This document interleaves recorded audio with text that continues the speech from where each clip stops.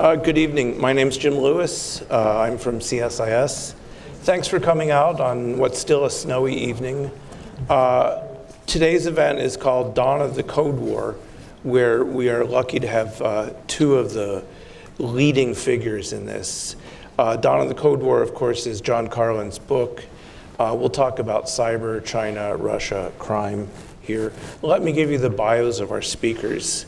John Carlin is the former Assistant Attorney General for the Department of Justice's National Security Division. He was Chief of Staff for then FBI Director Robert Mueller. He chairs Morrison and Foerster's Global Risk and Crisis Management Practice Group and is co-chair of the National Security Practice Group.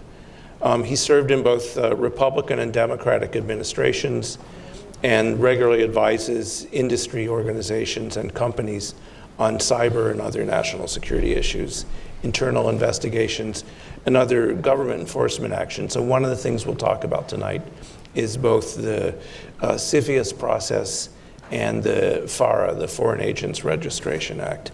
If we have time, we've got a lot of ground to cover.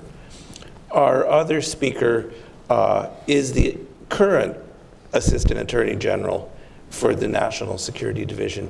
So he's done everything that John Carlin has done and more. Right.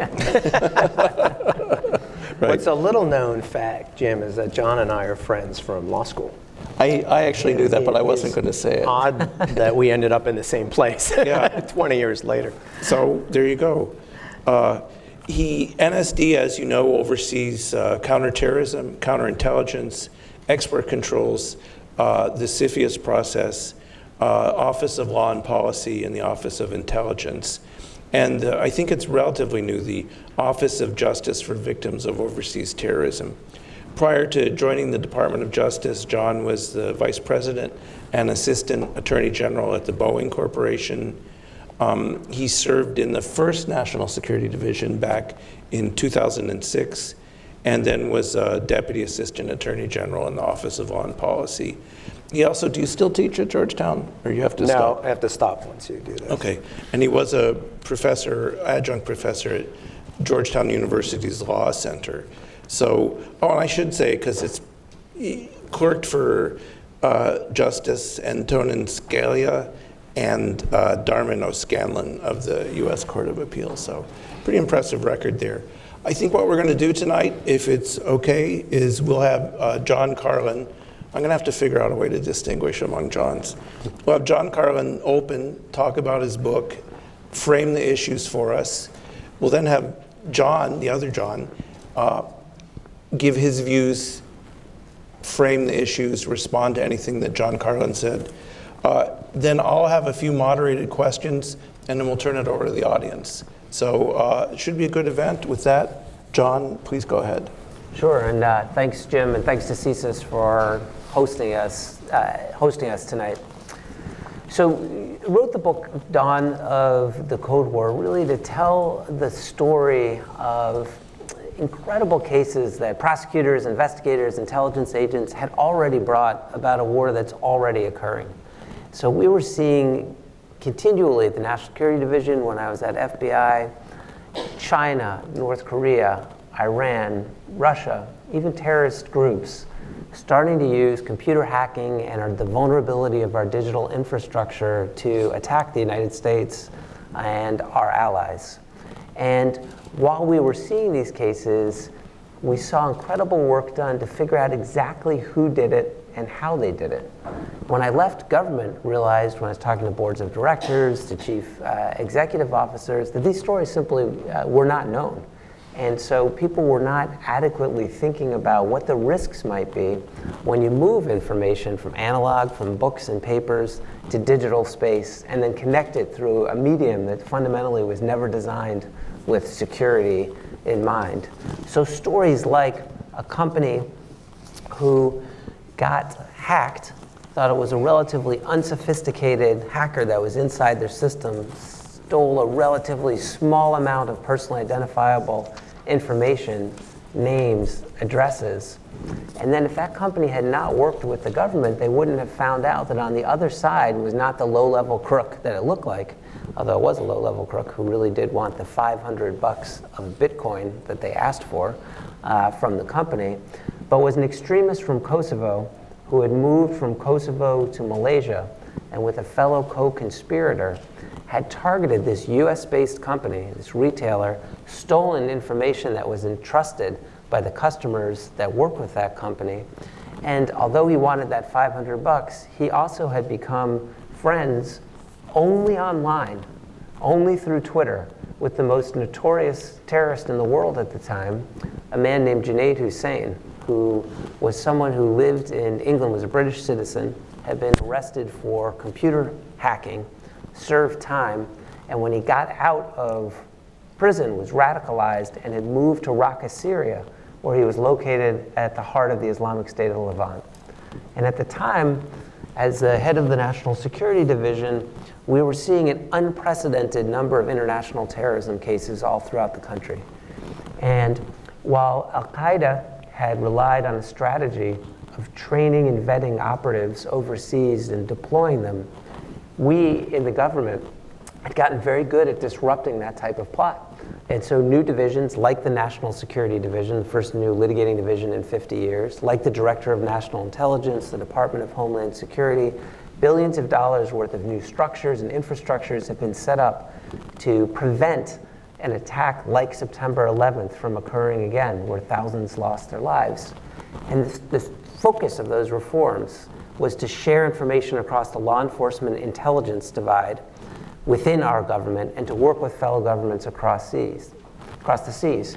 And we got good at preventing Al-Qaeda from doing what it had done, but the terrorists changed their tactic. And what we saw was, with the growth of the Islamic State of the Levant, is just like Al-Qaeda used aviation against us, in that case, turning an airplane into a bomb, that the Islamic State in the Levant was using another Western innovation, social media, and they were using it to try to turn human beings into weapons, to convince them to kill where they live.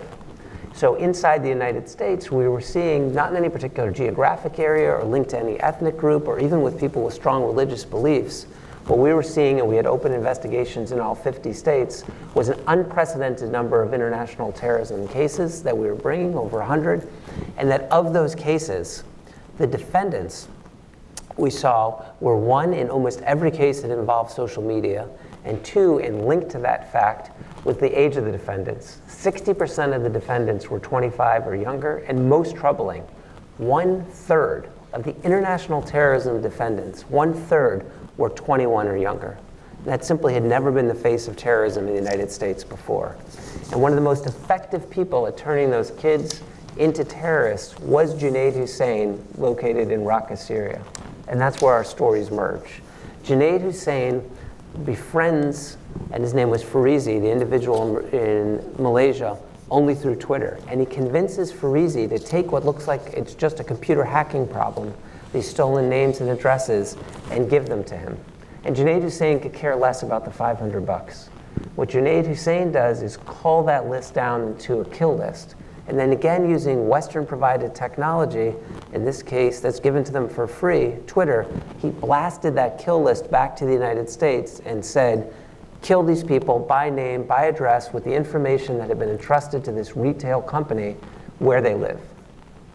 That's the current threat, where computer hacking and national security threats merge, and it puts our companies on the front lines of what previously would be government problems. We were able to take effective action in that case, as we talk about in the book. The reason I can go into so many details is Farizi was arrested, thanks to cooperation from the Malaysians, is serving 20 years after being brought to the Eastern District of Virginia and convicted. And Junaid Hussain was killed in an openly acknowledged military strike that Central Command has acknowledged in Raqqa, Syria, where he was outside the reach of law enforcement. But think about how complex that is. It's 5 different countries. It's moving at the speed and scale of digital space. And most importantly, maybe here I'll turn it over to John. Most importantly, all those reforms that we put in place, those billions of dollars that were focused on sharing information within and between governments, they won't work with the new threat that we face. They're necessary but not sufficient.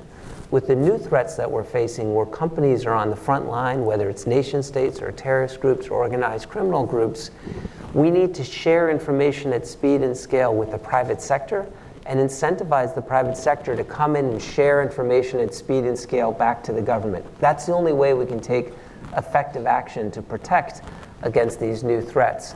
And we haven't yet made the structural reforms to do that. I think we're in the midst of a transition where awareness needs to be raised, both by the companies that are dealing with this, by citizens to send demand signals, and by our officials in government. So it's interesting. John and I hadn't sort of mapped this out before we came up here, but it's interesting, John, to hear you start on the terrorism side of cyber. And it probably reflects the historic evolution of this effort in the National Security Division and the government at large. Because the thing that struck me, so I was in the department at the National Security Division from 2006, still very much a post 9/11 terrorist-focused division until 2009, and then coming back to it in, about a year ago in 2018. What struck me was how much more of the focus was on nation states, and including in large part their cyber activity. So absolutely, when I was there in 2006, 2007, 2008, we were talking about terrorist use of the internet. That's probably as far into cyber as we ever got. And on the terrorism side of things, certainly in the recruiting activity, that you're talking about. But watching the National Security Division evolve organizationally, the way that you changed it and Lisa did, and then coming back into and getting read into all these programs and the threats, I was really struck by, and I'm still struck just day to day, how much of my attention is focused on the nation state side and on the cyber side of things, nation state cyber operations. And one of the things that John did when he was there is he created a new section within the division that really focuses on these nation state threats and on cyber threats in particular. And the volume of activity that we see really from 4 countries, China, Russia, Iran, and North Korea, is just, some days it seems overwhelming. They're very different actors. They have different objectives, and they operate differently. We're obviously all very familiar with Russia's activity in 2016, much more on the political side, continues to today, a lot of stoking social divisiveness, trying to weaken American democracy. That's a lot of the focus of it. On the Chinese side, a lot of economic espionage, stealing intellectual property to create competing goods in China. North Korea really just trying to raise money for the regime, and Iran, a mix of activity, some of it on the political side, and some of it more broadly in stealing intellectual property. And so last year, we indicted cases on the cyber end from all 4 of those actors. And that was, we've had a year where we've had cases for all 4 of those folks before. But it's really a reflection of the level of cyber activity that we're seeing right now. There were 4 indictments just on the Russians, 2 from the Special Counsel's Office, 2 from the National Security Division. The level of activity, and I have to say the infrastructure that was put in place by John and his folks before, and the thinking that was done that allowed us really to get over the hump of charging government officials for breaking U.S. law when it also violated kind of international norms. And so here I'm talking about the 2014 indictment of the PLA folks for stealing commercial intellectual property on behalf of the private sector in China. That work having been done, it's something that we can then continue to build on. And I know, and you go through this in your book, that was a real hurdle to get over, and a lot of thinking and a lot of work that went into doing that. So now we're able, and if you look at the end of last year, we indicted 4 or 5 cases on the cyber end just in the last quarter of the year. And you see this work picking up momentum. But as I started. It's also just a reflection of how much activity is going on out there. Then to come to John's last point, which was on the private sector, we need the private sector. We need the help of the private sector to do these cases. We can also provide a tremendous amount of benefit, I think, to the private sector. And so our indictments are a way also of getting that story out. And I think in particular about a case we just did, it was less on the cyber side, more on the economic espionage side, although those two go together very nicely, at last fall, where we indicted a number of a Taiwan company, a Chinese company, and some folks for poaching people and then stealing intellectual property of an American company called Micron. And the reason why I like that case and like to talk about that case so much is it's a case in which ultimately our indictment went together with the Commerce Department's use of its authorities, and this is definitely an area where all the parts of the government need to be working together on this. They use their authority to block the would-be competitor of the American company in China and in Taiwan from buying the products that they needed to develop the product for which they had stolen the intellectual property. And in so doing, they stopped the harm in its tracks.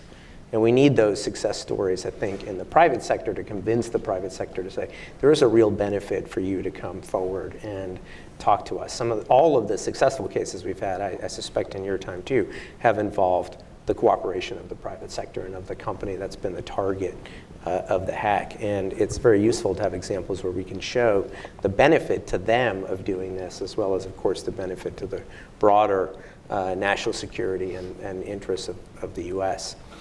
So that continuing to build, John, as you say, sort of the organizations and the working relationships with the private sector to enlist their help in this is the critical, I think, step that we're trying to continue right now. It is amazing how much has changed. One of the stories to tell in the book was the story of that first case. So the indictment of 5 members of the People's Liberation Army, a specialized unit 61398. And at the time that it occurred, the idea of using the criminal justice system against a nation-state actor was one that many people thought would never occur. And I remember when I was prosecuting these cases as a computer hacking prosecutor, or CHIP, computer hacking intellectual property prosecutor, which is a name that former Director Mueller came up with when he was U.S. Attorney in Northern District of California.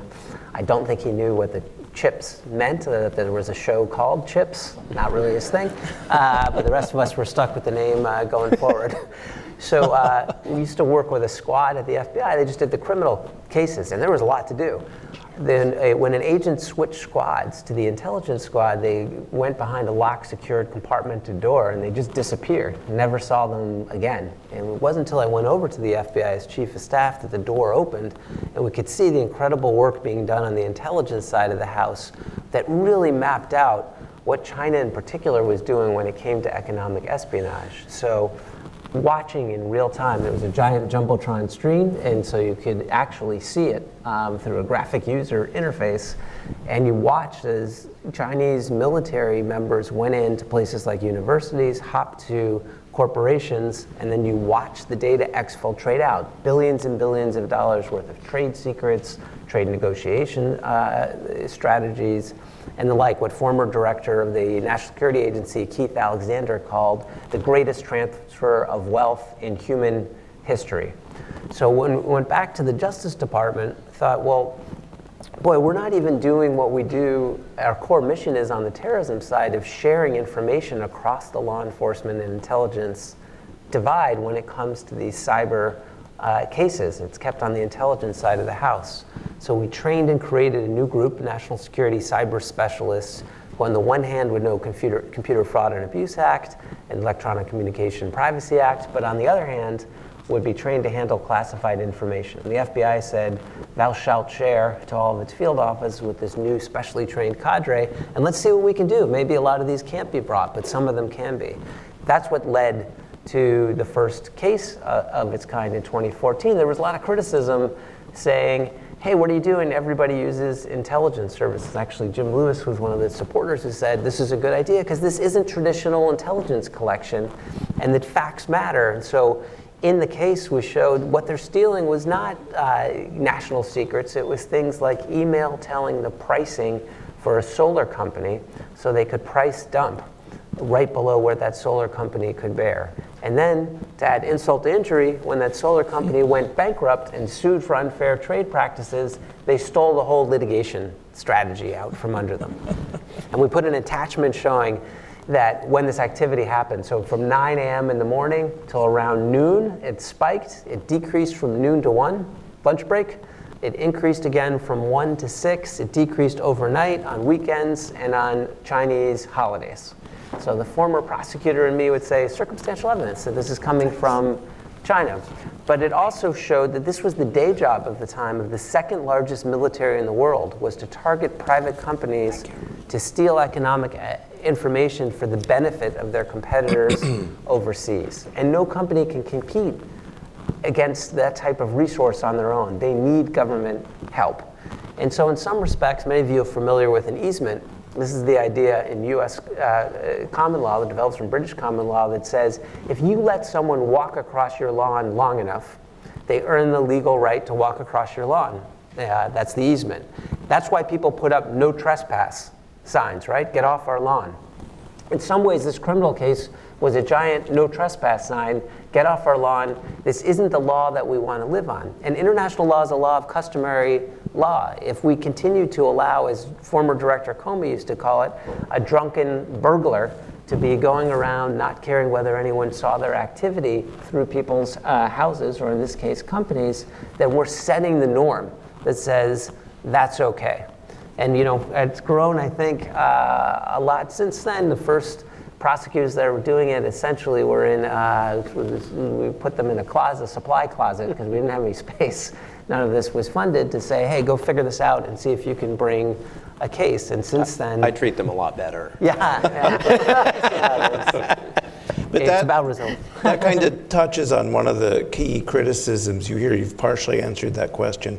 This is an effort to create accountability, maybe impose consequences, but sometimes what you hear from people is, well, you indict these folks, but you're never going to bring them to trial. They're never going to go to jail. Why is this worth doing? Now, I have my own views on that, but why don't we get your two views as to how you would respond to that criticism? Yeah, let me hit a couple reasons and then turn it over to John. One, I always think it's a strange criticism. You're starting to prosecute people, but crime hasn't stopped. We've had homicide for a long time. I used to be a homicide prosecutor. No one ever told me don't lock up the murderers because people continue to kill. They said catch more. So I don't know why you would say if you're seeing this vast problem of theft or ransomware or destructive use of malware, why you would say don't use the criminal justice system at all. Secondly, it's wrong on its premise because you have caught people. At the time that we had done the PLA case, and they were getting a lot of criticism along that line, saying all you're doing is naming and shaming, you'll never catch anyone. And this is one of the stories that told in the book that hadn't been, I think, really told before. We had someone who was arrested, Sue Bin, and this will ring some bells when it comes to current events, because he actually was arrested pursuant to U.S. process. He was in a conspirator with Chinese intelligence to attack Boeing, actually, among other companies, and he was arrested in Canada. And in order to not interfere with the extradition process, we kept our mouths shut when we were being told you'll never catch anyone or arrest them, that we had someone who was currently in a jail cell awaiting extradition to the United States. And it is also the case that while he was in jail, China then arrested 2 Canadian coffee shop owners and said that they were spies and asked Canada not to extradite while that was Gee, occurring. that sounds vaguely familiar. Exactly, we've seen this playbook. And Canada held strong. Sue Bin was extradited. The coffee shop owners were returned, and Sue Bin was convicted in a court, sentenced according to his crimes. So these are real cases with real consequences. And lastly, I do agree fundamentally that the criminal justice alone will not solve the problem of nation-state cyber activity, and that was never the strategy. The idea was it should be one of the tools that's brought to bear. It's a great way using one of the real strengths of America, which is the world's faith in the independence and impartiality of our justice system, that the facts are followed, and they're followed according to the law and without regard to politics, to show that this is occurring, to make the private sector aware in detail. And then, hopefully, it will be the basis for the use of other tools. And John talked about one today, which is this Commerce Department authority to designate entities as those who are harmful to the national security interests of the United States. But another tool that I think has not been used enough, that was signed into effect under an executive order by President Obama and has been signed again with the same declaration of an economic emergency by President Trump, is the executive order that allows the sanctioning not just of the cyber actors who steal information, but of the companies who benefit from the stolen secrets. That's what the victims are looking for. They want to see fairness. They've lost the trade secret that's being used against them, and they want to see economic harm on those who are taking advantage of the stolen information. That's an important tool to start bringing to the table when it comes to economic espionage, and it has been used when it comes to other countries. Mm-hmm. So I think, to that question, absolutely, everything that John said. Just in September, I believe, we extradited from Belgium a Chinese intelligence officer who had been charged with economic espionage to steal commercial jet engine technology by co-opting employees of companies that were American companies that were developing this technology. And the person traveled to Belgium. He was arrested on a U.S. request and extradited back. So sometimes we absolutely do get people, right? So that I think the other thing that we've done is raise public awareness of the issue. And that's something that I think our indictments can do. The indictments, as John was saying, they are a unique element of the way the government can speak, because what the government is saying is not only, we think this is happening or we assess with a high likelihood this is happening, but it's saying, I can get up in court and prove every element of what I've laid out in this indictment beyond a reasonable doubt. And that is quite a statement. And I can tell you there are a lot of things that we know that we can never get there on, right? And so what we're saying we can get there is, I have admissible evidence that can prove all of these things. I can find witnesses, I have the documents, I can show the where the documents came from, and that they say what we say they say. That, I think, has a lot of resonance in the American public, and so we sort of jealously guard their credibility by keeping strong control on what we're willing to allege. But that's effectively what we're saying. The use of other agencies' tools, absolutely. We're just a piece of this puzzle.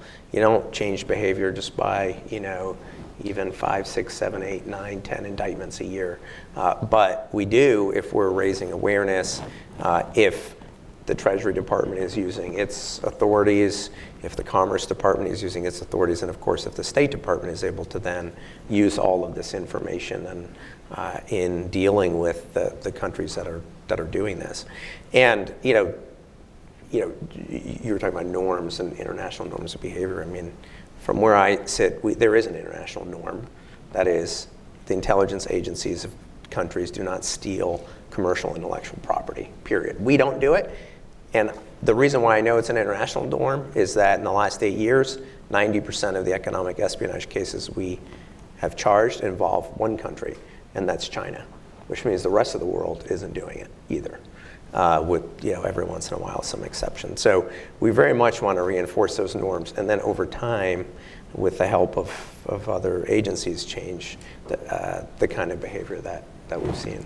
To the extent you can, both of you, tell us about the threat landscape. Tell us about, you'd mentioned 90% of the economic espionage crimes come from one particular country.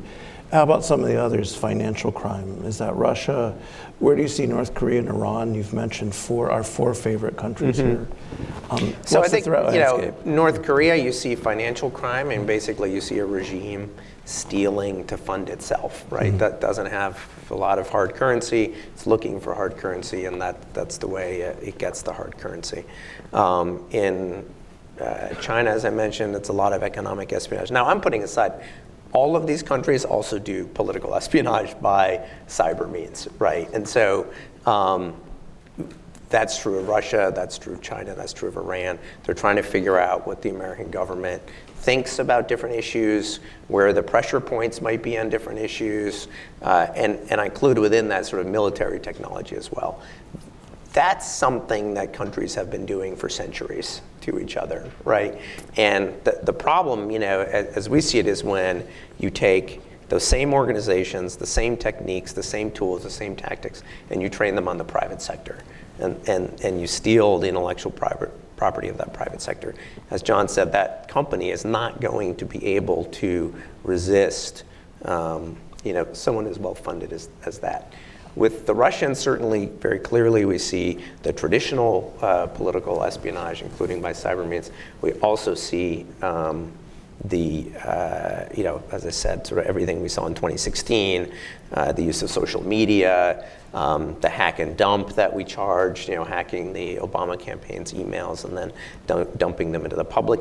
That, I think, is one of the hardest challenges we'll see going forward, by the way, on these sort of political influence things, which is, and I think it's actually very difficult from the media, and I know that there are a number of folks here from the media.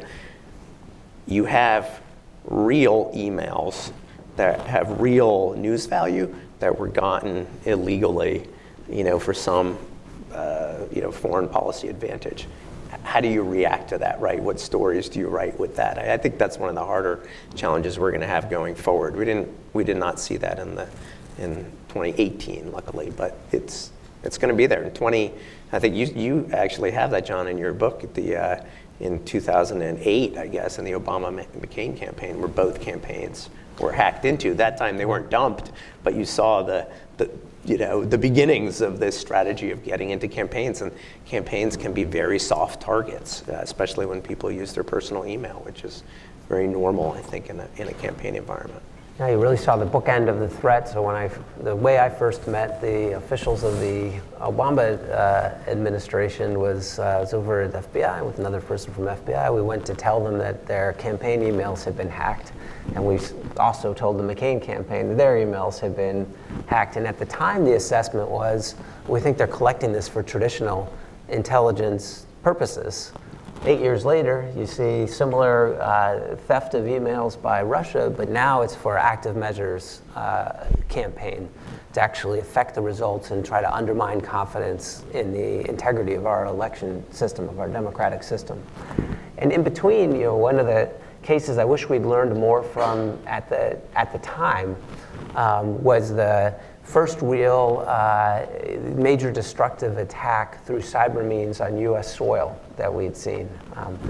Actually, the first one really was an attack by Iranian-affiliated actors on Sands Casino. And so we war game out for years. We're not thinking it's going to be because a nation-state adversary is going to attack a gambling house or a movie company, because the next one was North Korea on Sony, but it was because they didn't like something Shelley Adelson had said, and so they unleashed malware on Sands that essentially turned computers into bricks. It wiped their operating system. The one that everyone remembers, though, is the North Korean attack on Sony. And if you thought a little bit more about why everyone remembers it and what the damage was, I can tell you it was after wargaming out for years what it would look like if a rogue nuclear-armed nation decided to attack the United States through cyber means. Did not think it would be about a movie about a bunch of pot-smoking journalists. It was the only time in my career I've gone to the Situation Room. I had to brief the President of the United States and start with the plot summary of a movie. For those of you that have seen that movie, The Interview, it's not easy to summarize. The movie doesn't make a whole lot of sense. I saw it and managed to, and I played North Korea. The scene with the tiger is pretty good, though. That's pretty compelling. That might be the only good scene. No, the one in the tank where he's playing the whatever. Jim's a fan. Took 15 minutes to watch because you can fast forward. Yeah, we had to watch the whole. We watched it, and so we were going into the morning briefing that we still do, right, with the director of the FBI and the attorney general. And we all had to watch the interview the night before over Christmas holiday. So along with the rest of our threat briefing, we could discuss what to do about it. Anyway, but they had every right to make the movie. And people say, well, why'd you treat that as a national security event? It's not critical infrastructure. As much as I like the movies, it's not our electricity, it's not our water, but it was an attack on a core value, right? With the value of free speech, just like really the Sands Casino attack was. So it's an authoritarian leader overseas saying, I don't like what you have to say here, and I'm going to impose my values, which say you can't say it without consequence. That's why there were situation room meetings and a decision you had to retaliate and think about it like a national security threat. But why do people remember it? Because that attack did three things.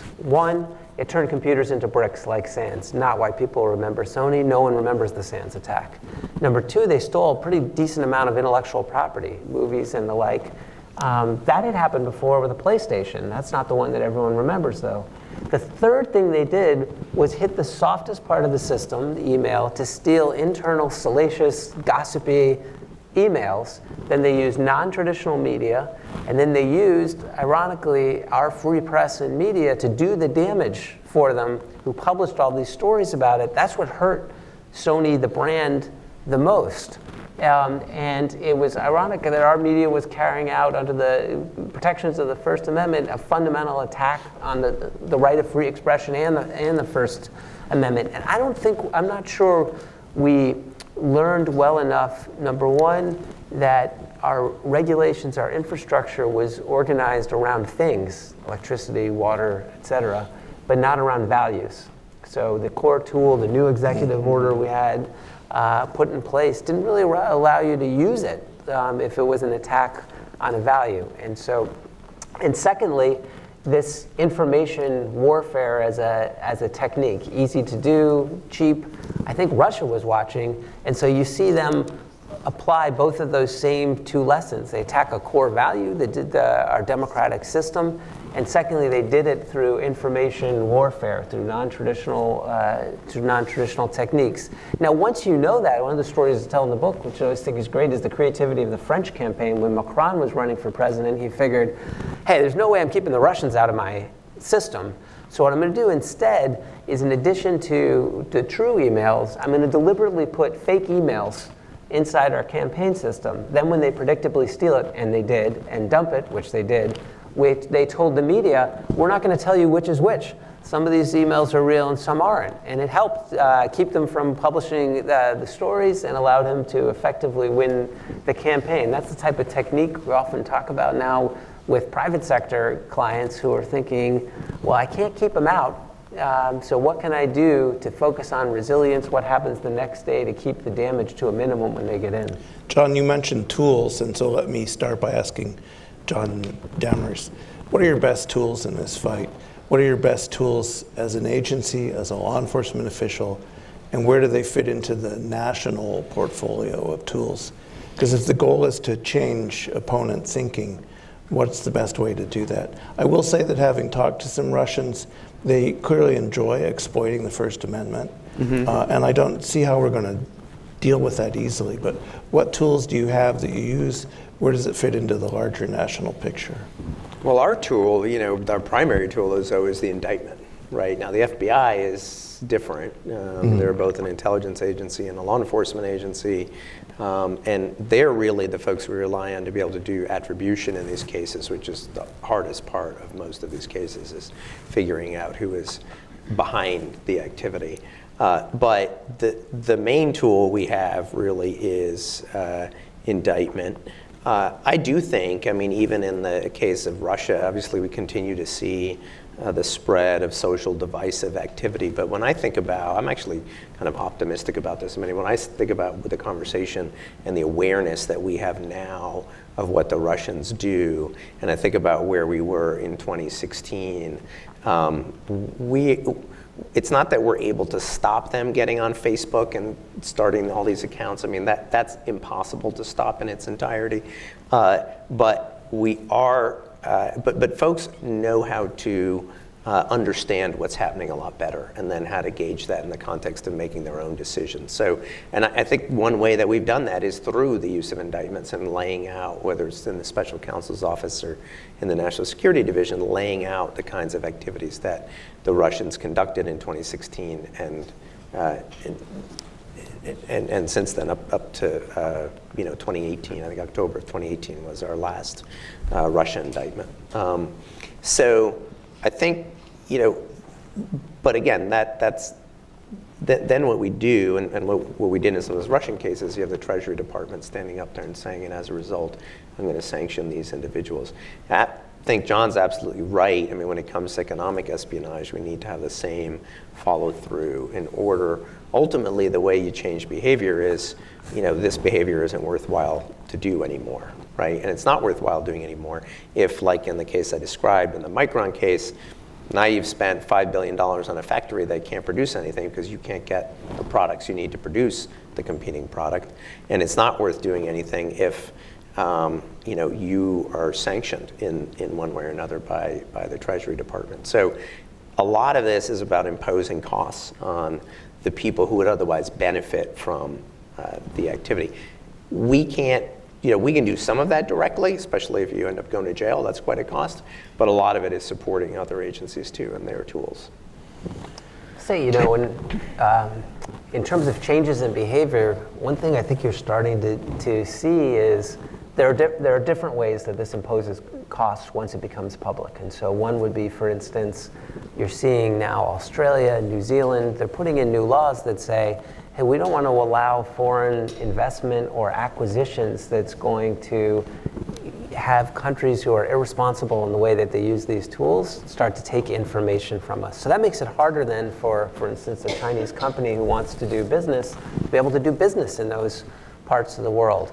And you also just saw unprecedentedly Poland bring a case where they knew there was going to be strong reaction and possible retaliation, but to say kind of enough is enough. If we catch you doing this type of espionage, we're going to take action. And I think that is in part because they're seeing the United States bring these cases, lay out this information publicly, and so it becomes more the norm that if we catch this type of behavior, we'll change it. And so ideally, the costs get high enough where they say, hey, we want to do business in the world. We'd rather invest in research and development instead of theft. And the fact that we've been stealing at this level and using economic espionage is making the rest of the world that we want to do business with say, enough is enough, pass new laws and bring new cases. One of the things I've been wrestling with for the last couple months is, we might be in a new kind of contest. I think you've both said something along those lines.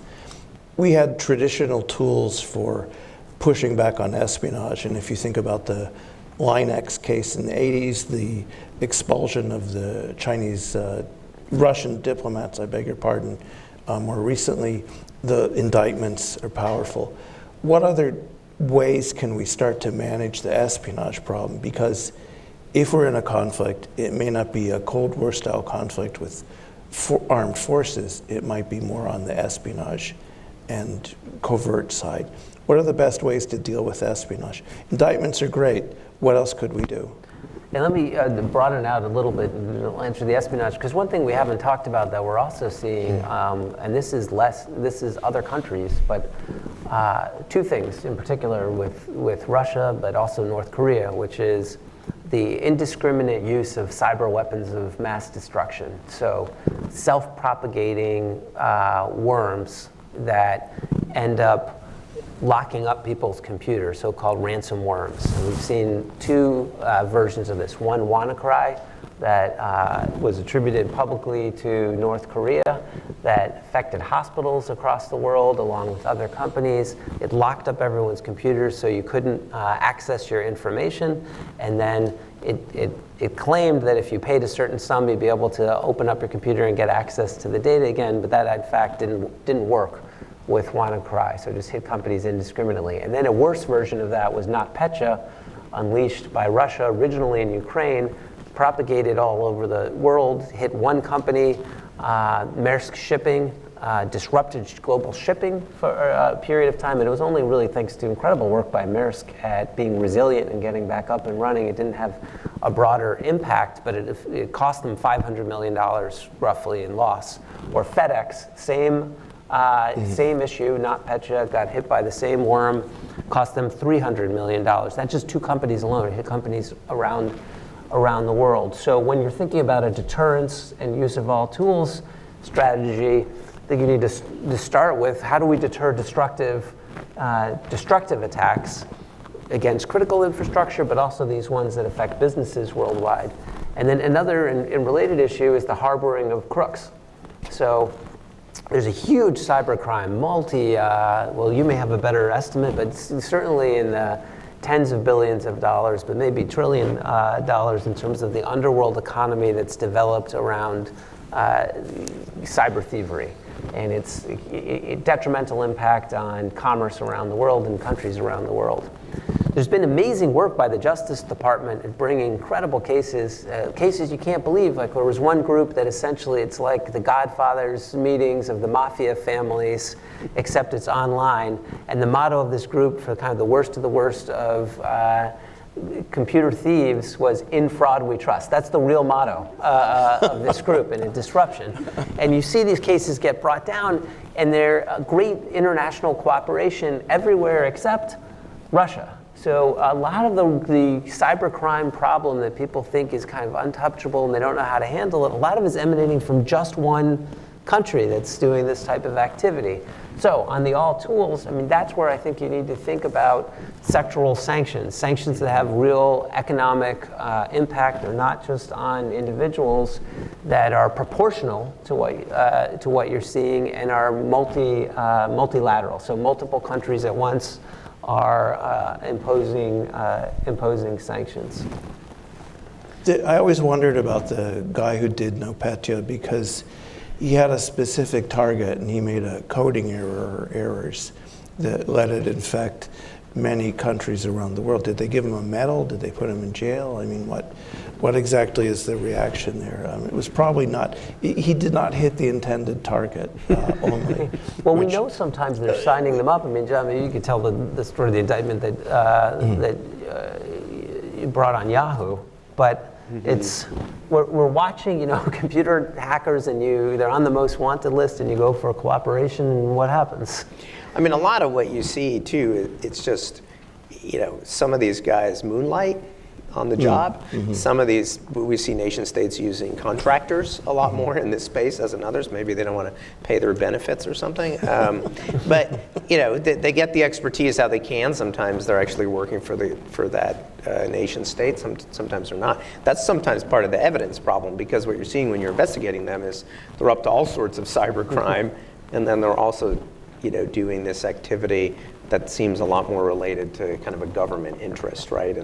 But somehow you're trying to link it back to an intelligence organization or a military organization. So, on your question on espionage, I guess I heard it, but stop me if not, I heard it as broader than just economic espionage, but on the political espionage side. I mean, one thing that we've been trying to do, and this is really foreign influence activities, some of which occur over the internet, some of which don't, is you see renewed emphasis, obviously, on the Foreign Agents Registrations Act and FARA and prosecutions under FARA. This is, a law that's existed since the 1930s, originally to combat Nazi propaganda in the U.S. and communist propaganda in the U.S. And now, I find it a very elegant law, because the problem with foreign influence is often the content of what is being said is what we would think of as First Amendment protected speech. But it's the speaker that we want to be clear about who is saying it.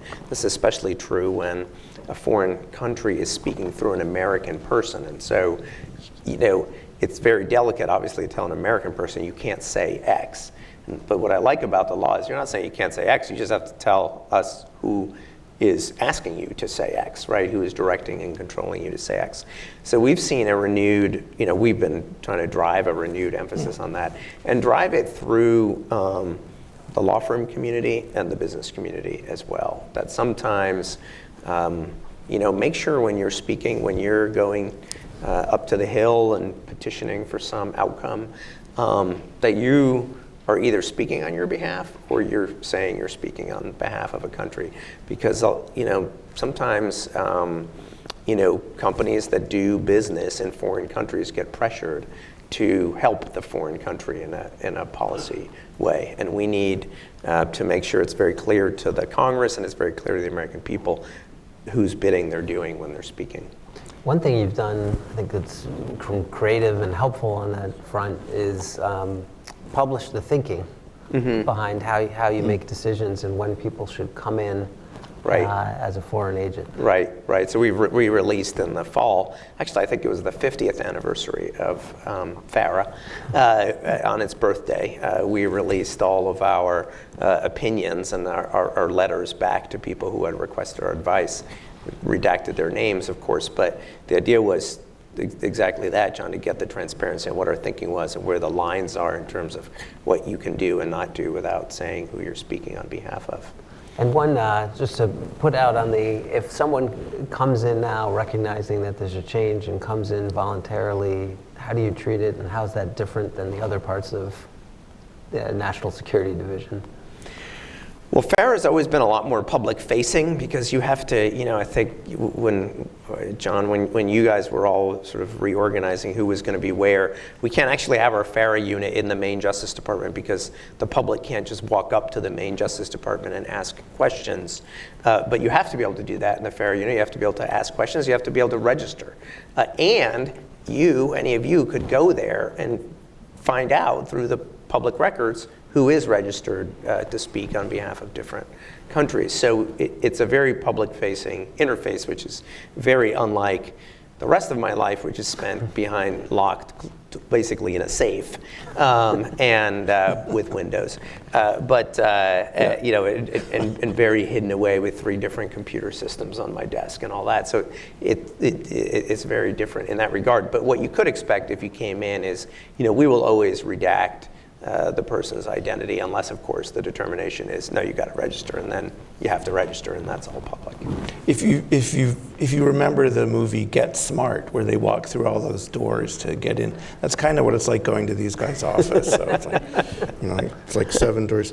When I was a child, we had a higher degree of international cooperation, and we even cooperated with the Russians on some things, certainly with the Chinese on some things. Judging from your remarks, I'm going to say this, you don't have to say anything.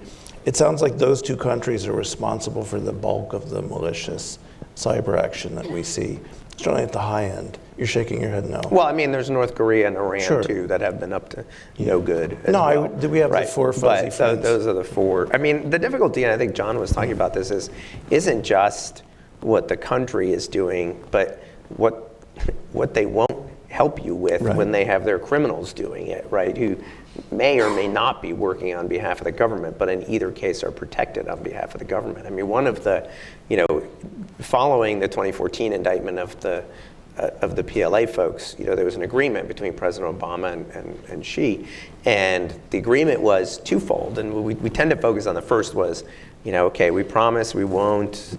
I guess it wasn't an agreement in international law. It was a commitment. We will not, steal. We will not use computer intrusions to steal on behalf of the private sector. The second one is we're going to help you. Right, we're going to cooperate in law enforcement. Right. The first, we actually did see some changes of behavior for some time. The second, I don't know that we ever saw any changes of behavior, and that's. Obviously a source of much frustration. We do our best work when we're working together with countries, and when there are countries that are basically providing a safe harbor at best to criminals, and at worst are working with those criminals. And that was the amazing thing with the Yahoo case. So there was an individual who was on the FBI most wanted list, so one of the 10 most wanted, and he was a cyber crook who stole credit card information. And so the idea was, this was one of those periods where people were more optimistic on the relationship, but also you've had areas where there's law enforcement cooperation, around child predators or other areas. So politicians can disagree and nation states can disagree, but we all want to catch this, people who prey on children, so let's cooperate on law enforcement. The idea was credit card theft, that's bad for everyone, let's cooperate. We'll tell them it's most wanted and see if they can help with the arrest. Not only did they not arrest the individual as laid out in the indictment, they signed them up as an intelligence asset and then said, okay, you've stolen, a billion or 2 billion records, now I want you to search them on behalf of Russian intelligence, and it's okay if you continue to do your thieving as long as you also take tasking from the intelligence community. Not what we were looking for in terms of cooperation, but that blend of the two, when you're looking at trends and what I'm seeing anyway in terms of highest risks for companies, seems like whether it's the terrorist blend like with Farizi, the use of state actors hiring contractors to do their bidding or exploiting these criminal groups, we're seeing that cause more and more harm. Yeah, it's interesting too, John, when you just think about, when you see the contrast between areas where a country is willing to cooperate, right, child predator issues, drugs too sometimes, right, and then when they're not, and that speaks very loudly to their interests in that other activity that they're not willing to cooperate with you on. You guys should be thinking of questions, and I'm going to give them a softball while you're thinking, and then we'll take questions from the audience. And the softball is, it sounds like from what you're saying that there's been a lot of continuity in the office between the change in administration, between the changing the last names of the various Johns. What are the strengths of continuity here? Where would you see continuity? And where do you think maybe we need to branch out a little further because the world is changing? So I don't know if you want to start on continuity or if you want to talk about what you need to do next. Continuity might be the easiest. So, on continuity, look, the division's still pretty new, right? 2006. All of the people who have led the division know one another and have known one another since earlier in their professional lives. And are sort of within the heartland of national security and law enforcement communities. And I think that's one of the great strengths of the division. This is an area which, in my view, can never become political because it's way too sensitive, and the tools that are involved that we have, the surveillance tools, all of that are the public has to have absolute confidence that they're just being applied in a very straightforward manner to protect the interests of the United States. And and the benefit is, we all had worked with each other. John was at the FBI, I was in the National Security Division. Ken Weinstein, who was the first Assistant Attorney General, and John had known each other, I think maybe from the DC U.S. Attorney's Office. So there's all these overlapping circles, and that lends a lot of continuity, I think, to the work of the office. The benefit of that is I'm not spending any of my time trying to undo what John did. And John didn't spend any of his time, well, I do treat people better, but other than that, there's a lot of morale building, but, and John didn't spend his time trying to outdo his predecessor and so the energy can be focused all in a forward-looking direction. Our priorities, don't remain the same because the world doesn't remain the same, right? And so the first time around, we were very, very focused on terrorism. John and Lisa before him also very focused on terrorism, but added this cyber and national security piece. Now there's a lot of cyber nation state piece.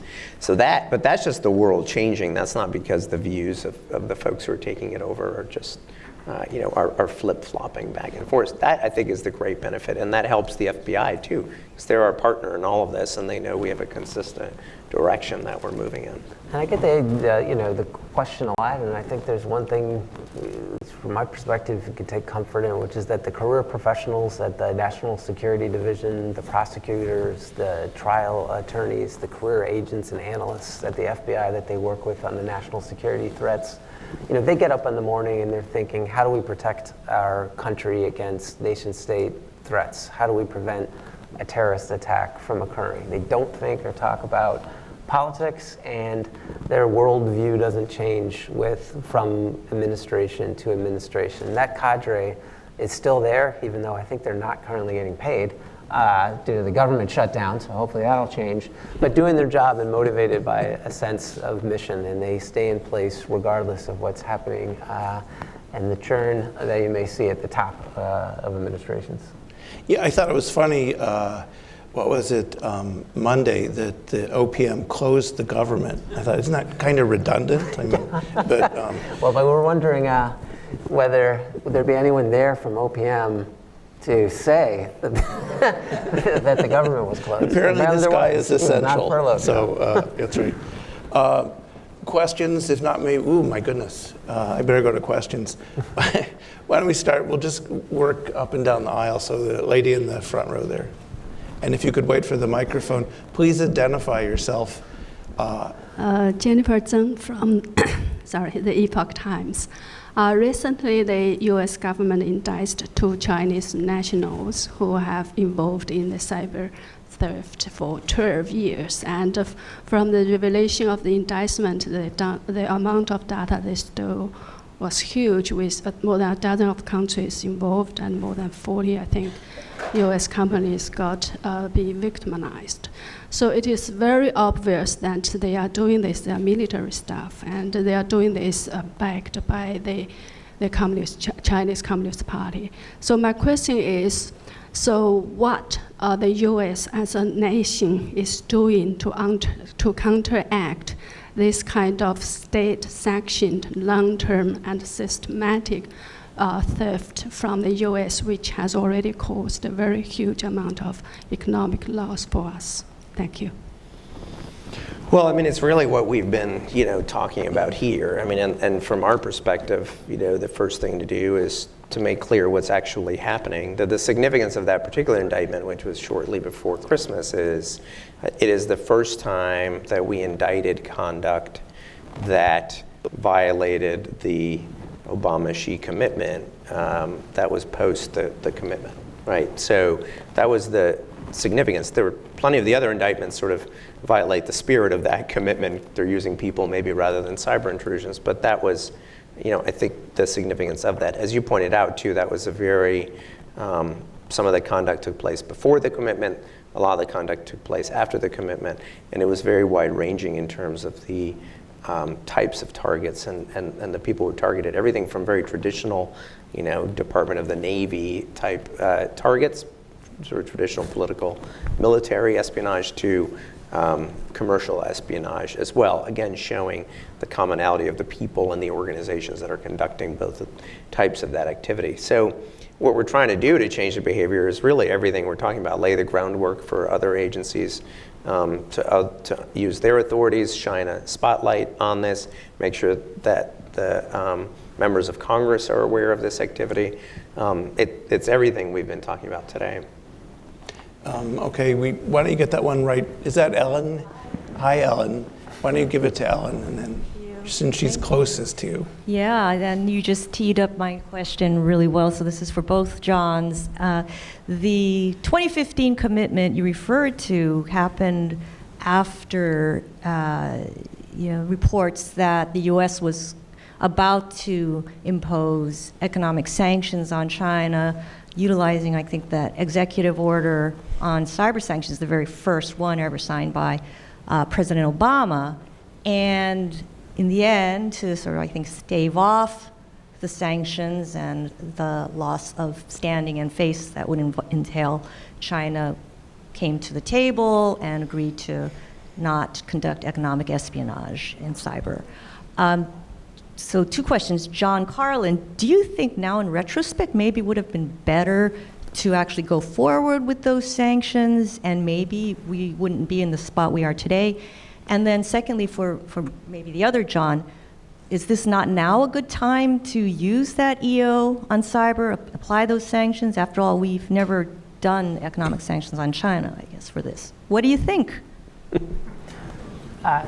So one of the stories I tell in the book is about that.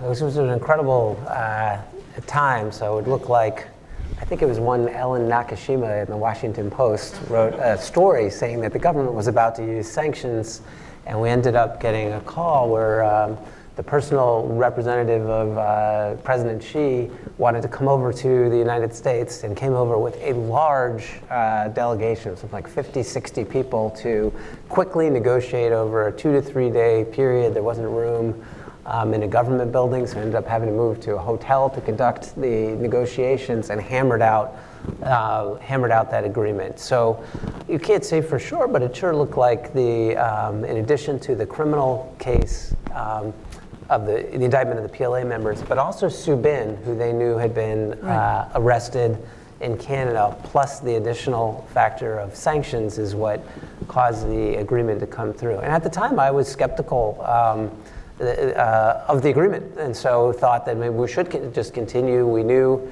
there were certain companies that had been the beneficiary of economic espionage and stolen secrets, and we should proceed with using the sanctions.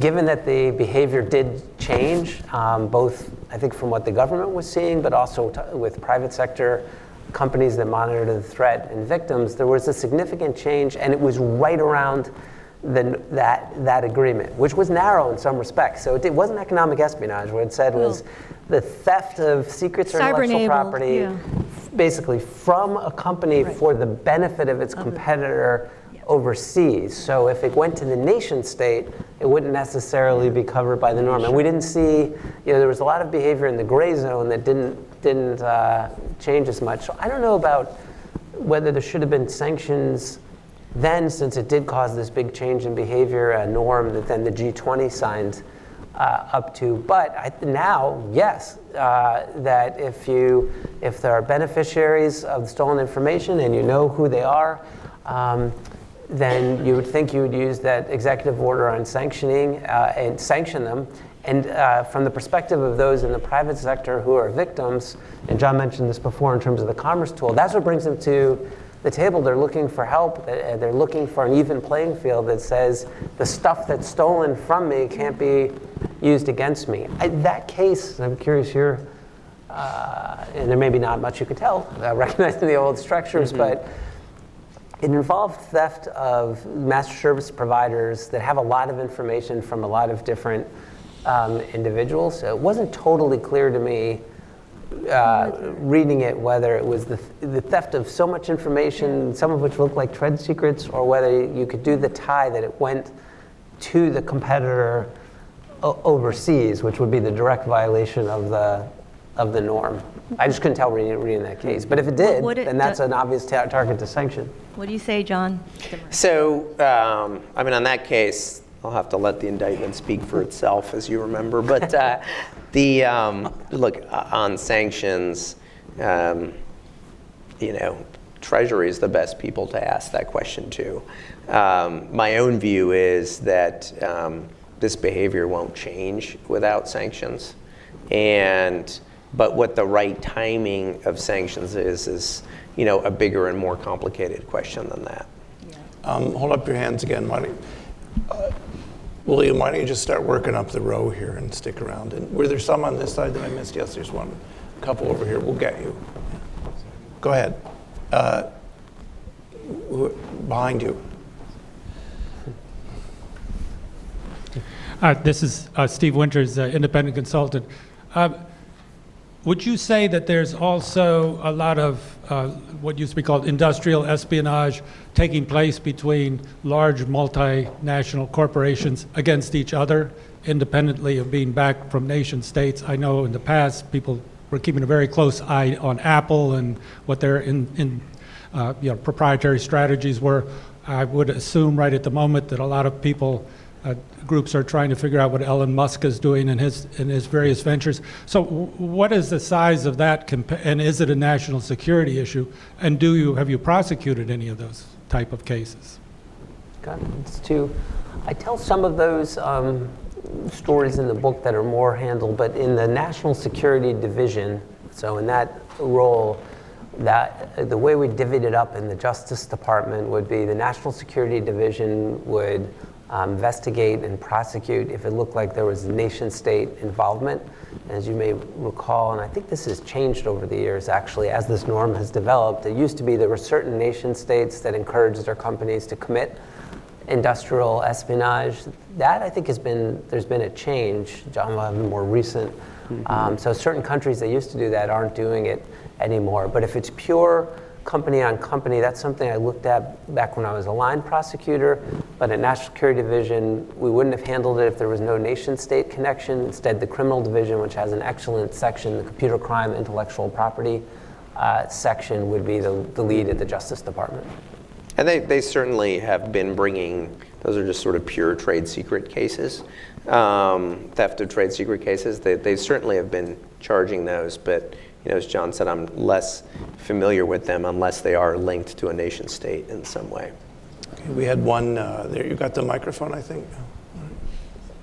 And then we'll switch over to this side for a little bit because there's fewer of you. Hello, my name is Kamal Thomas. I'm with the Carnegie Endowment. Earlier, you were discussing information sharing across the public and private sector. And over the years, we've seen numerous cases where NCIC or FBI was reaching out to private organizations to notify them of a breach in their system. And several times we've seen that there was a lack of willingness to cooperate with the government in response to these, especially with the DNC. So in response to the DNC and several others, have we seen a shift in that trend where we're starting to see more engagement by the private sector to share information more proactively, and then especially with the legal provisions outlined in the Cybersecurity and Information Sharing Act? And then additionally, are there any other legal provisions that need to be included in further legislation to address that? So, I mean, my sense is that cooperation is improving with the private sector, and that businesses are more willing to come forward, but it still has a ways to go. And that's why it's very important for us, I think, to be able to show to a company the benefits of coming forward, and also that maybe some of the negatives that they're worried about aren't going to materialize. So, that's what they have in mind, right? Is it worth coming forward? Is it not? What are the negatives of coming forward? Well, maybe you're worried, gosh, once I go to the FBI and I tell them about this, and they start investigating this, what else are they going to find? And then I'm going to have to deal with the FBI, and they're going to be in my stuff, right? And I think for a while, and I think that state laws have really changed this on consumer notification of breaches, right? I mean, that's now the norm across the country. But for many years, I think companies were hesitant because they would be admitting, some weakness that they had been penetrating that would hurt them economically and commercially vis-a-vis their competitors. I think, for instance, on the intrusions now, we have seen so many of them that, you're probably not thinking, well, I'm not going to go to a Starwood hotel. I'm going to go to this other brand of hotel because I don't think they've been. You shouldn't even be thinking that way. They are all the subject of constant attack, and if they have your personal data, people want it for a lot of different reasons. And I think companies have gotten a little bit more used to that, and gotten used to the idea that the consumer is used to that. Obviously still wants their data protected, but isn't going to just hold, I'm never going to shop at TJ Maxx again, which was probably a fear originally. So I think it's gotten better, but again, we have to show the benefits of coming forward. And I don't think companies are that interested in, and I was at one for 9 years, but if you just say, well, we're going to catch this guy and put him in jail, and they say, okay, that's great, so you caught that guy. But as long as that person wasn't actually continuing to do bad things to that company, that's not a big deal for them. It's over. They've been the target. They've lost what they're going to lose. But if we can show you, well, we're going to catch that guy and put him in jail, or maybe we won't even be able to do that. But what we can do is stop your competitor on the economic espionage side from using your technology against you. That's a tremendous benefit to a company. And those are the kinds of examples that we need in order to convince the private sector to come forward more regularly. Another issue is one of carrots and sticks, and so it's schizophrenic right now. When I deal in advising companies, they're hearing from the FBI and law enforcement, come in, share, we're not going to re-victimize you, we're going to treat you like the victim. But there may be other regulatory agencies or state attorney general who take a very punitive approach. And so when the company's trying to consider, okay, I have an obligation to my shareholders on making this decision, should I come forward or not, they're trying to think, well, what exactly is the consequence? And it's very hard to figure out right now. So one reform I've wondered about that would be statutory would be to empower the Justice Department through the Attorney General to be able to say that you're cooperating, and because you're cooperating and doing the right thing on this investigation, we are not going to take other federal action against you, whether it's FTC or SEC. If the Attorney General had that authority, even if they exercised it rarely, I think there'd be a lot more people coming in to the FBI and Justice Department reporting what they're seeing. Can we get some questions on this side of the room? Hold up your hand, and then can we get the microphone over there? Okay, yeah, that one. Dennis Shea, the Navy Center for Naval Analysis. At the extreme end of the tools available for response, what are your views on use of offensive cyber as a potential response, even if it's just as a demonstration? I mean, we could take down the censor system in China that they use to filter their internet, or you can get into the bank accounts of some of the Russian oligarchs, perhaps just to demonstrate it, but to avoid a tit for tat. Don't all speak at once. I'll give a general frame. Well, it needs to be on the table as something that, and develop the tools to see what it would look like if you were to take cyber action. But that said, it's the basic principle, right, of that you've studied more than I have. It sounds like, given your background, of the strategy of war dating back, I believe, to ancient China. But it would be the idea that you want to attack your enemy where they are weak. And the fact of the matter is, we moved further and faster than any country in the world over its amazingly short period of time, 25, 30 years, to take everything we value from books and papers and analog, put it into digital space, and connect it with a fundamentally insecure medium, the internet. And that's why it's true today, whether you're in government or the private sector, that a dedicated adversary who wants to get in can get in and cause destruction in the systems. And I think what you're seeing now is in government, in the private sector, that for the first time people are really starting to consider and price risk. And sometimes that means people are taking information out of digitally connected internet form or investing more on its protection. But given that that's where we are in some ways most vulnerable, why not attack our adversaries where they're weak? For instance, if we had knocked North Korea offline, I think they have fewer internet protocol addresses than CSIS, than one institution alone for the entire country, so it wouldn't be effective.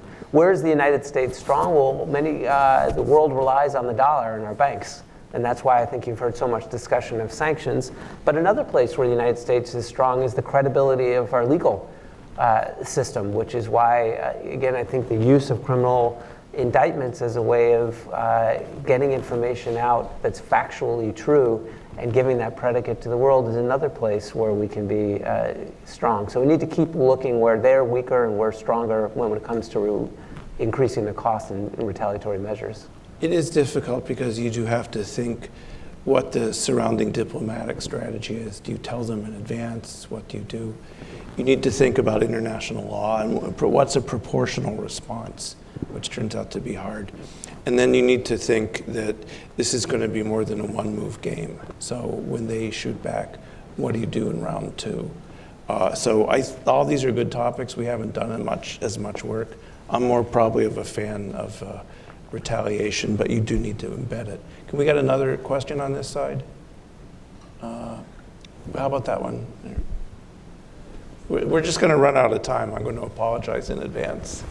My name is Trevor Guy. I'm a consultant with Booz Allen Hamilton. On the same note, and how long until cyber operations with adversarial countries takes a more military turn, and where China wants to get more aggressive in the South China Sea, Russia gets more aggressive in Eastern Europe, or Iran in the Middle East?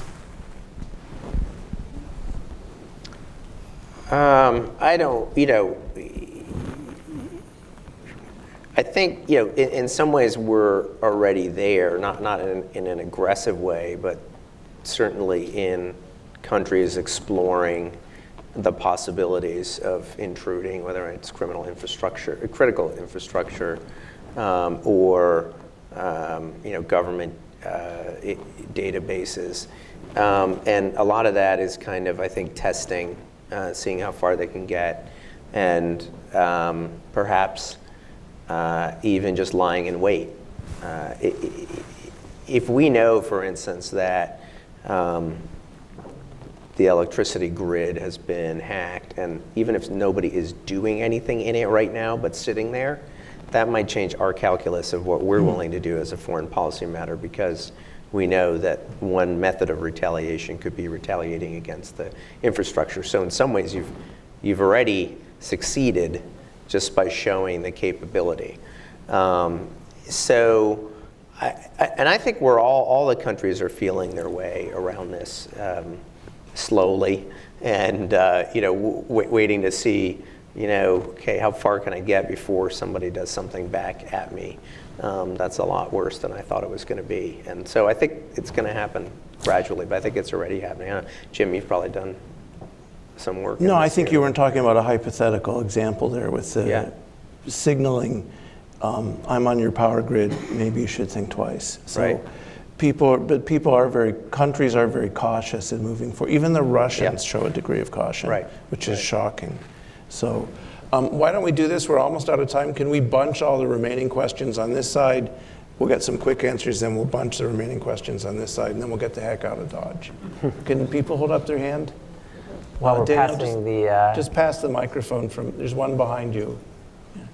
the mic, one of the reasons we called the book Dawn of the Code War is I think we're at the beginning of this space, and we're still filling out what red lines look like, but it's begun. I mean, there is low intensity conflict taking place, and just like the Cold War was not a traditional war, that is true of the Code War as well, and we're still developing what retaliation looks like.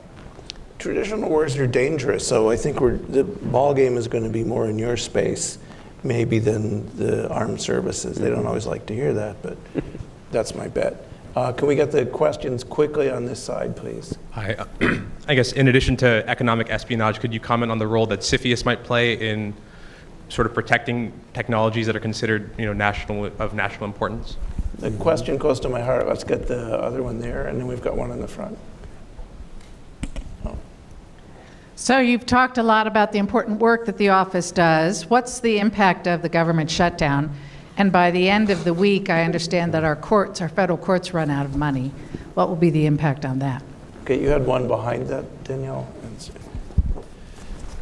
You can these are yes or no questions, so. John Suarez, Freedom House. Concerning technology transfers with U.S. tech companies going into China and how they built up the capacity for China to be able to do damage to U.S. interests, and we see now Google in Cuba having contracts with the Cuban government. How negative is that for national interest? Thank you. One more in the front, Danielle, please. There we go. Hi.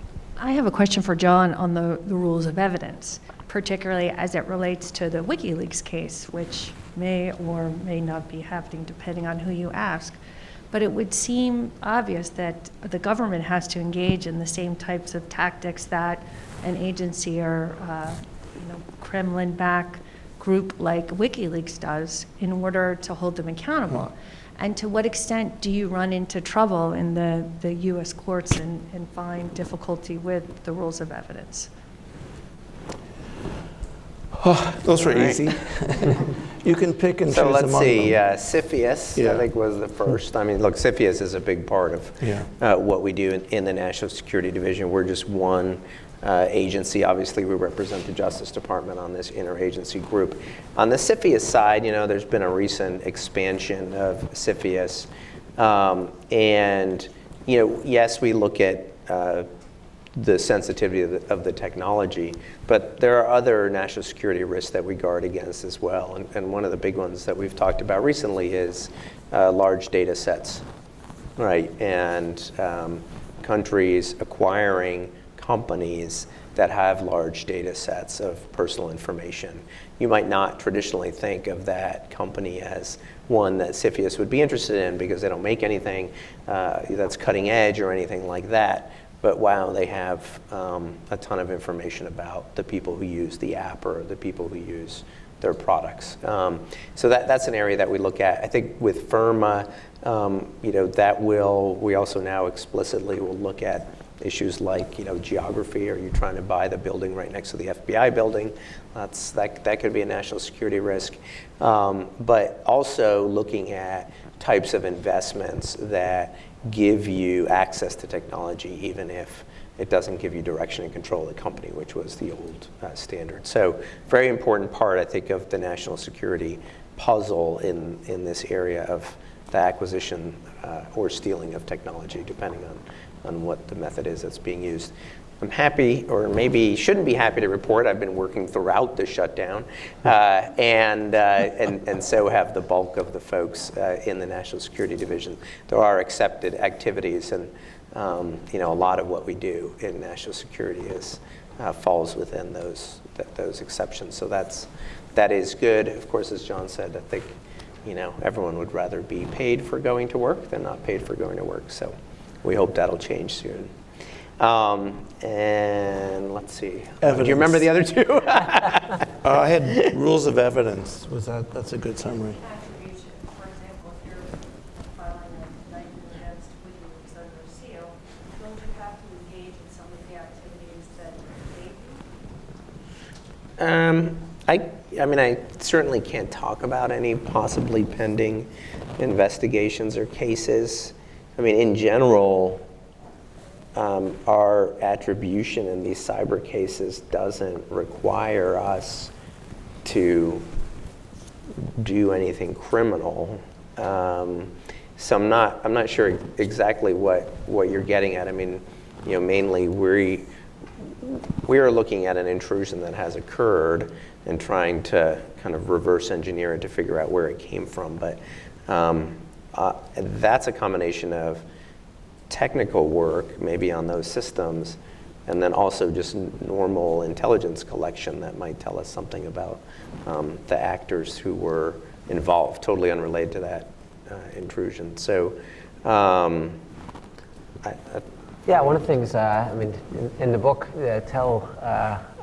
partly because I always thought they were great stories when you just worked with the agents about how they really do build these cases. I think for a while we were too focused on the technical analysis, and which is always going to be an important part of a cyber case. But at the end of the day, there's human beings behind the keys on the keyboard. In fact, one of the great people I met, I think through someone who's here today, was I met this guy, and he used to work at CNN, and now he works for another news agency, but he started out as an intern and then became a reporter. And he told me that, hey, when you look at the visual, the B-roll, when they're showing a cyber story, you always see these dark fingers at the keyboard. They're my fingers from when I was an intern. They use that clip, and they can keep using it 10 years later. And I think a lot of what we showed is that they're human beings, they talk to people, they shop, they make mistakes, they call themselves by nicknames like Ugly Gorilla.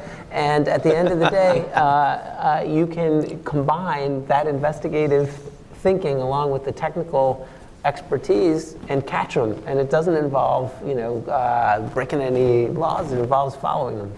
We're well past time, so let me see if either John will give you the last word about your book, but John, any final comments you'd like to make?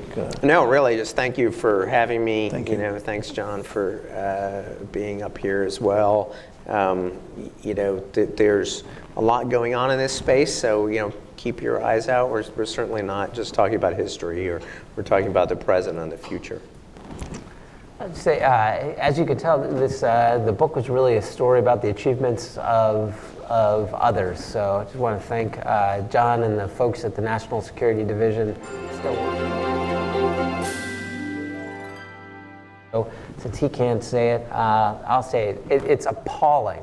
It's appalling that we can't get together and get our government open so that the people doing the work to protect us day in, day out are paid. And so it needs to be fixed, and our government needs to be open. But thanks for the work that they're doing unpaid right now. Okay.